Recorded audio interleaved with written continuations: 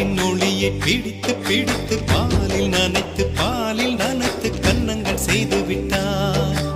உலக மலர்கள் பறித்து பறித்து 2 பந்துகள் அமைத்து அமைத்து பெண்ணை சமைத்து விட்டார். அழகு என்பது ஆண்பாலா பெண்பாலா என்பதில் எனக்கு சந்தேகம் தீர்ந்தது. அழகு என்பது நிச்சயம் பெண்பாலடா.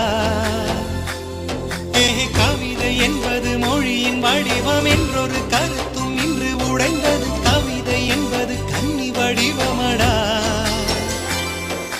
மின்னலை பிடித்து